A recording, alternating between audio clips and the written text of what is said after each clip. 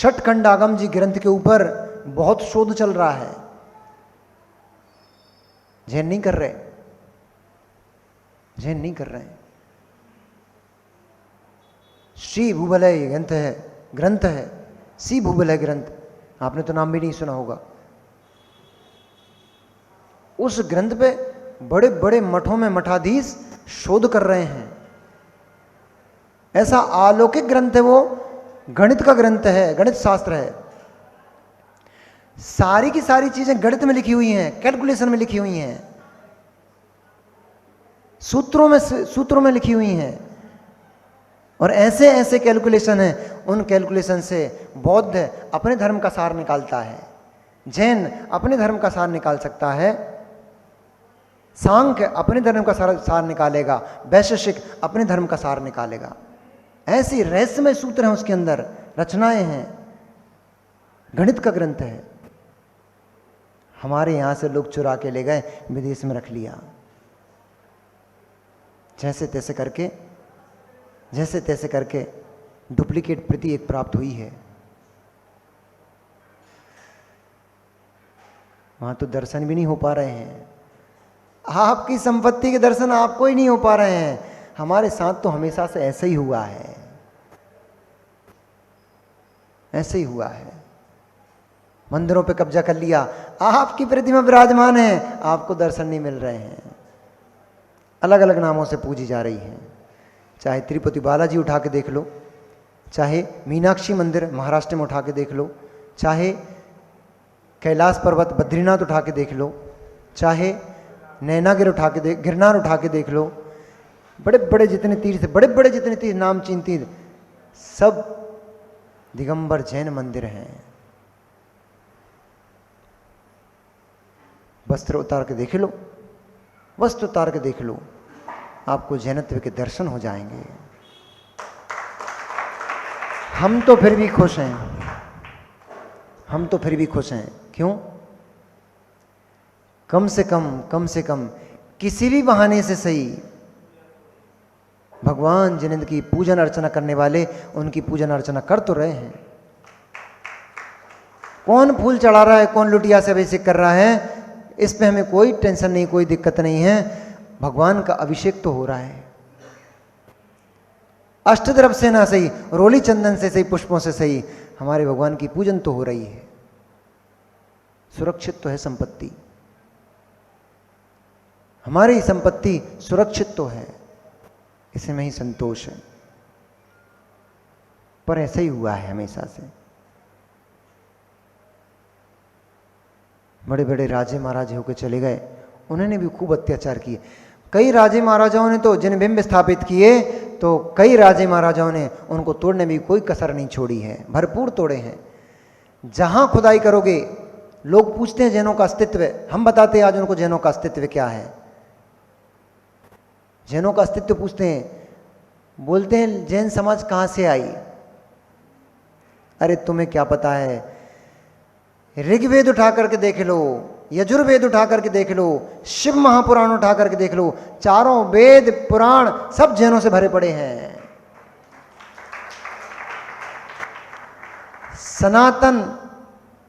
सनातन कहा जाता है वेदों को। वेद हमारे अपौरुष हैं, वेदों को अपौरुष कहा जाता है। मतलब अपौरुष मतलब उनकी रचना करने वाला कोई नहीं है, वे अनादिकाल से चले आ रहे हैं। यदि आपकी यह मान्यता सत्य है, तो हमारा जिंदर भी सत्य अनादि से सिद्ध होता है, आपके ग्रंथों से सिद्ध होता है। क्योंकि आपके ही ग्रंथों में भगवान ऋषभ देव को नमस्कार है, आपके ही ग्रंथों में भगवान 2400 तीर्थंकर भगवान का वर्णन मिलेगा। 2400 तीर्थंकर भगवान का वर्णन है, और ऋषभ देव की तो खूब महिमा गाई गई है। यहां तक कि वेदों में इस जो भारत देश है, इस भारत देश का नाम भगवान आदिनाथ के प्रथम पुत्र भरत के नाम पर इस देश का नाम भारत है, ऐसा वेदों में मिलता है। इसलिए वेद जैसे अपौरुष हैं, वैसे ही जैन भी अपौरुष हैं, हमसे ही बदले हैं। समाजें बढ़ती चली गई, समाजें बढ़ती चली गई। इसलिए भैया मान कसाय नहीं चाहिए है, साधुओं ने नहीं बांटा है, आप श्रावकों ने अपनी मान कसाय में पढ़ करके साधुओं को बांट दिया है। कोई विद्यासागर जी जयकार लगा रहा है, उसको विशुद्ध सागर पसंद नहीं आ रहे हैं। कोई विशुद्ध सागर के जयकारे में मस्त है, उसको विद्यासागर जी पसंद नहीं आ रहे हैं। कोई फोटुओं को चढ़वा रहा है, कोई फोटुओं को निकलवा के फेंकवा रहा है। इनमें ही उलझे पड़े हो, तत्व के ऊपर दृष्टि नहीं तुम्हारी। तुम्हारा द्रव्य तुम्हारे पास शाश्वत नहीं है, क्या फोटुओं में उलझे पड़े हो। जो तुम्हें ये शरीर मिला है यही शाश्वत नहीं है। इस शरीर में बैठकर हे जीव, जो तू परिणाम कर रहा है वे परिणाम तेरे शाश्वत नहीं है, वे भी विलीन हो जाएंगे। क्यों कषाय करके आत्मा को पतन की ओर लेके जा रहे हो? क्यों कषाय करके आत्मा को पतन की ओर लेके जा रहे हो? वृत्ति महावृत्ति बन गए तो क्या आपको निंदा करने की छूट हो गई? अणुवृत्ति महावृत्ति बन गए तो कि किसी दूसरे साधु की, दूसरे पुरुष की, दूसरे समाज के व्यक्ति की निंदा करने का अधिकार दे दिया आपको? वृत्ति हुए हो, पूज्यता को प्राप्त हुए हो, शरीर से पूज्यता को प्राप्त हो गए हो, भावों से पूज्यता को प्राप्त हो। नहीं तो भेष साधु का बना दिखेगा, भेष ब्रह्मचारियों का बना दिखेगा, भेष व्रतियों का दिखेगा, भाव कषाइयों के चलते रहेंगे। पतन हो जाएगा, पतन हो जाएगा। इसलिए बहुत समझने की, बहुत सोचने की आवश्यकता अब पड़ गई है, अब पड़ गई है। मान कसाय को पुड़िया बना करके किसी तालाब में फेंकाओ, मान कसाय की पुड़िया बना करके किसी तालाब में फेंकाओ, क्योंकि ये मान कसाय भली नहीं है, पतन करा देती है। मान कसाय में आकर के इतना बड़ा अनर्थ कर डाला। जब गुरु महाराज ने देखा ओ बहुत बड़ा अनर्थ हो जाएगा, बहुत बड़ा अनर्थ हो जाएगा, सारे के सारे जिन मंदिर ध्वस्त हो जाएंगे, नष्ट हो जाएंगे। जो जीव इनको दर्शन कर करके सम्यक प्राप्त कर रहे हैं, वे लोग कैसे बेचारे सम्यक दर्शन प्राप्त कर पाएंगे?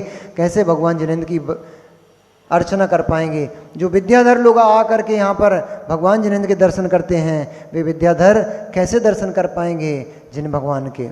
और ऐसा करुणा से भर करके मुनि राजों के अंदर शक्तियां तो होती हैं, बस प्रदर्शित नहीं करते हैं। और आवश्यकता जब बहुत ज़्यादा विपत्ति पड़ जाती है, धर्म और धर्मायतनों की जब रक्षा करना होती है, तब वे मुनिराज अपने विद्या बल का प्रदर्शन करते हैं। उंगली हिलाते ही बहुत बड़े बड़े काम हो जाते हैं भैया, बहुत बड़े बड़े काम उंगली हिलाते ही हो जाते। हिलाते इसलिए नहीं है हमने उंगली हिला दी। अखिलेश जी, क्या आपको ऐसा श्रद्धान है? हमें तो है। ऐसी उंगली हिला दी, अभी आपके छिपटोला में बारिश शुरू हो जाएगी, लेकिन बारिश गिरने से असंख्यात जीव उस पानी में डूबकर मर जाएंगे। इसलिए वे मुनिराज अपनी उंगली भी नहीं हिलाते बारिश के लिए। उनके लिए जीवों पर दया है, करुणा है, वात्सल्य है। लोगों पर नहीं, जीव मात्र के प्रति वात्सल्य भाव है। इसलिए वे मुनिराज अपनी शक्तियों का प्रदर्शन 24 घंटे दिन रात 3 बजे से उठकर 4 बजे से उठकर जी महाराज करते क्या हैं? भगवान जिनेंद्र की भक्ति अर्चना करते हैं, जप तप करते हैं, ध्यान करते हैं।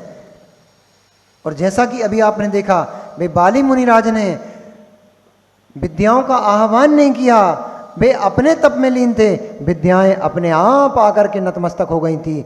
ऐसे पंचम काल में भी होता है। पंचम काल में भले ही शक्तियां हीन हो गई हों, लेकिन आज भी मुनिराजों की तपस्या को देख करके देवी देवता उनसे प्रभावित होते हैं। वे आकर के नमस्कार करते हैं और बोलते हैं, वो स्वामी हमारे लिए आज्ञा प्रदान कीजिए। पर वे निष्प्रही संत कह देते हैं, देवी मुझे आपसे कोई भी प्रयोजन नहीं है, मैं आपकी सिद्धि के लिए नहीं, मैं तो स्वात्म उपलब्धि की सिद्धि के लिए साधना कर रहा हूं। ऐसे हैं आपके महान संत साधु महात्मा जी, छोटी मोटी उपलब्धि पर ध्यान नहीं देते, मोक्ष सिद्धि चाहिए है उस पर लक्ष्य रखते हैं। परंतु जब आपत्ति पड़ गई तो मुनिराज ने मात्र अपने पैर का अंगूठा जोर से दबा दिया। कैलाश पर्वत के ऊपर उन बाली नामक महामुनिराज ने सुग्रीव के भैया बाली, वे ही बाली मुनिराज थे, उन्हें राम ने मारा नहीं था। वे ही बाली मुनिराज रिद्धियों से संपन्न हो गए थे। उन महाराज ने, उन बाली मुनि महाराज ने ऐसी रिद्धि प्राप्त की थी। उस रिद्धि का प्रयोग करते हुए उन्होंने मात्र पैर का अंगूठा पर्वत पर रख दिया, वो दशानन वहीं धंसने लग गया। उसके भुजाओं का सारा बल नष्ट होने लग गया। जितनी विद्याओं की सिद्धि उसने की थी, वे सारी विद्याएं विफल होकर के दूर भागने लग गई उससे। और वह दशानन पसीना पसीना हो गया, तर हो गया। उसके हाथ कपकपाने लग गए, पैर जमीन में धंसने लग गए, नीचे पाताल की जमीन में। उसके मुंह से चीख निकलने लग गई और वह दशानन उस कैलाश के पर्वत के नीचे दबने लग गया। जोर से चीख पड़ा, आंसुओं की धारा निकल पड़ी। ऐसे ऐसे बली राजाओं के भी छक्के छूट जाते हैं। ये राजाएं अपने आप को सर्वोपरि मानकर ना बैठ जाएं। मुनिराज का राज्य आपको पता नहीं है, इसलिए अपने आप को ये राजे महाराजे सर्वश्रेष्ठ और सर्व शक्ति संपन्न मान के बैठ जाते हैं। आपकी शक्ति कुछ भी काम की नहीं है। मुनिराज अगर इतनी सी शक्ति करना प्रयोग करने लग जाएं तो आप कहीं कूड़ेदान में पड़े मिलोगे। इसलिए बल में, पद में, मद में मत फूलो, चुटकी के नहीं हो। बल में, पद में, मद में मत फूलो, मुनिराजों के चुटकी मात्र के नहीं हो। प्रयास नहीं करते हैं, बंधन है। भगवान जिनेंद्र की आज्ञा है शक्तियों का प्रयोग नहीं करने की। इसलिए जैसे ही उन बाली मुनिराज ने धर्म की रक्षा के लिए, उन 72 जिन मंदिरों की रक्षा के लिए और आने वाले सम्यक दृष्टि जीवों की रक्षा के निमित्त से उन बाली मुनिराज जैसे ही पैर का अंगूठा दबाया, वह दशानन चीख पड़ा, रोने लग गया। मंदोदरी आदि बहुत सारी रानियां आकर के मुनिराज के चरणों में गिरने लग गई, नमस्कार करने लग गई। हे भगवान, हे भगवान, क्षमा कीजिए, क्षमा कीजिए, क्षमा कीजिए, हमें पति की भिक्षा दे दीजिए। हमारा पति यदि कैलाश पर्वत के नीचे दब के मर गया, हम सबकी सब विधवा हो जाएंगी। हम सबकी सब राजकुमारियां हैं और हमारा वैधव जीवन, इतना विशाल जीवन हमारा कैसे बीतेगा, कैसे निकलेगा, हम कहाँ जाएंगे। इसलिए हमें पति की भिक्षा दीजिए। अब प्रदर्शन तो हो ही चुका था, जो दिखाना था वो तो दिखाई चुके थे। इसलिए वे करुणा से भरे हुए मुनि महाराज, वे करुणा से भरे हुए बाली महामुनिराज, उन्होंने जैसे ही स्त्रियों की निगाहों को देखा, उनके दीनहीन चेहरों को देखा, तो महाराज करुणा से भर गए। ओ मेरे एक छोटे से बल के प्रदर्शन से ये सब के सब बेचारी पूरे जीवन भर विधवा का जीवन जिएंगी। उन महिलाओं के ऊपर, उन रानियों के ऊपर दया करते हुए उन्होंने अपना पैर का अंगूठा वापस उठा लिया। और जैसे ही यह घटना हुई, दशानन ने तुरंत अपना पूरा बल सब समाट करी और समाट करके कैलाश पर्वत को वहीं के वहीं छोड़ दिया और बाहर निकल के आकर हाथ जोड़कर नमस्कार करने लग गया। हे स्वामी, हे स्वामी, हे स्वामी, मैं मान कसाई, मैं अहंकारी, विद्या बल के मद में ये भूल गया था कि आप तो महान तपस्वी मुनिराज हो। आपको यद्यपि निष्प्रह हो, आपको किसी से कोई प्रयोजन नहीं है, तब भी आपने मेरी मान कसाय भंग करने के लिए जो पैर का अंगूठा इतना सा उपक्रम आपने किया, इससे मुझे पता पड़ गया कि मेरी शक्तियाँ, मेरा बल किसी काम का नहीं है। आत्मबल और ज्ञान बल ही परम उत्कृष्ट बल है। आप इतनी शक्तियों के स्वामी होने पर भी आपने कितनी निष्प्रता दिखाई कि मुझे वापस जीवन दान दिया है। मैं सारे जीवन आपके लिए ऋणी हूँ। मैं किन किन शब्दों से आपकी स्तुति करूँगा, किन किन शब्दों से आपकी वंदना करूँगा, क्योंकि आप तो परम उत्कृष्ट अवस्था को प्राप्त हो। उतना बल, उतने शब्द मेरे पास हैं ही नहीं जिनसे मैं आपकी अर्चना कर सकूँ। वह रावण, वह दशानन उन बाली मुनिराज के सामने बैठ करके रोने लग गया। यहीं से चल पड़ा कि बाली ने शक्तियों को खींच लिया। जो विद्याएं दशानन के पास थीं, बाली मुनिराज के पैर के दबाने से वे विद्याएं उससे दूर हट गई थीं। तभी से प्रचलन चल पड़ा कि बाली शक्ति को खींच लेता था। वे शक्ति और कोई नहीं, जो विद्याएं रावण ने सिद्ध की थीं वे ही विद्याएं थीं। मुनिराज की शक्ति के प्रभाव से, मुनिराज की विद्या के प्रभाव से, रिद्धि के प्रभाव से वे सारी की सारी विद्याएं दूर होने लग गई थी, पृथक होने लग गई थी। तभी से ये चल पड़ा कि बाली से युद्ध मत करना, बाली विद्याएं खींच लेता है, शक्ति खींच लेता है। इस प्रकार से ये परंपरा चल पड़ी। वहां दशानन घुटने टेक करके उन मुनिराज के चरणों में नमस्कार करते हुए बैठ गया और अपने आप की निंदा करने लग गया। क्या बोलता है बाली? क्या बोल रहा है? गुरु बाली नहीं, दशानन बाली नामक बाली मुनिराज के सामने बैठकर क्या बोल रहा है? हा दुष्ट अधम हूं पापी मैं। हा मतलब हे भगवान। हा ये अपनी निंदा का सूचक शब्द है। हा पहले दंड भी चलता था, भरत चक्रवर्ती के समय पे दंड होता था, उनको बोल दिया हा, यानी इतना बस चक्रवर्ती ने इतना बोल दिया। अब तो जेल में डालना पड़ता है, कोड़े मारना पड़ते हैं, तब भी ठीक नहीं होता आदमी। वहां पर इतना बोल दिया जाता था हा, बस इतना हा बोलने मात्र से उनका दंड हो जाता था। जगत में सबसे निकृष्ट प्राणी कहलाने लग जाता था कि दंड दिया गया प्राणी है, इसको दंड दिया गया है। हा चल, तो उस हा का प्रयोग यहां रावण ने किया। हा दुष्ट अधम हूं पापी मैं, निर्लज्ज महाअभिमानी हूं, अज्ञानी और दुरात्म हूं, धिक्कार मुझे भवगामी हूँ, भगवान से गुरु ना दिखे मुझे, उनसे भी बैर निभा डाला, दुष्कृत्य मेरे फिर दुष्कृत्य ने मेरे फिर मुझको आगे, दुष्कृत्य ने मेरे फिर मेरा आगे संसार बढ़ा डाला।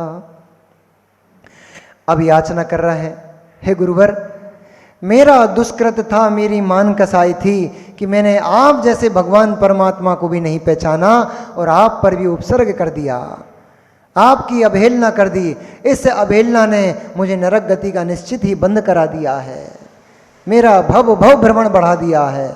इसलिए अब उनके ही चरणों में बैठकर क्षमा याचना करके और अपने कृत्य की क्षमा मांग रहा है। हे प्रभु वर तुम तो क्षमाशील, मरते मुझ पर भी करो कृपा। हे प्रभु वर तुम तो क्षमाशील, मरते मुझ पर भी करो कृपा। दुष्कर्म क्षमा कर दो मेरा, हो जाए शक्तिमय कर्म मिशा। हे भगवान मेरे ऊपर क्षमा प्रदान करो, मेरे ऊपर कृपा दृष्टि करो, ताकि मेरा ये दुष्कर्म मिथ्या हो जाए, नष्ट हो जाए। मैंने आपकी अवहेलना से जो पाप बंद कर लिया है वह मेरा पाप नष्ट हो जाए। मुनिराज तो मुनिराज हैं, न मे शत्रु न चमे प्रिया। उन मुनिराज के लिए ना कोई जगत में शत्रु है, ना कोई प्रिय है। वो तो शक्ति का प्रदर्शन जिनेंद्र भगवान के जिन बिंबों को रक्षण करने के लिए उन्होंने किया था। अन्यथा यदि वे जन्मेंद्र वे प्राणी जीव आदि की रक्षा का विषय ना आता तो वे मुनिराज उस कैलाश पर्वत के साथ समुद्र में पड़े हो जाते, लेकिन उसका प्रतिकार नहीं करते। इसलिए उन्होंने तुरंत ही उसे, रावण रोया था इसलिए उसका नाम, दशानन रोया था इसलिए उसका नाम पड़ गया रावण। रोया इसलिए रावण। रुदन से रावण बना है, रुदन करने से रावण बना है, रोए से नहीं। रुदन शब्द से रावण शब्द की उत्पत्ति हुई व्याकरण से। तो रावण रोया था, दशानन रोया, रुदन किया गुरु महाराज के चरणों में, इसलिए उसका नाम रावण कर दिया। उन्होंने ही बोला, हे रावण।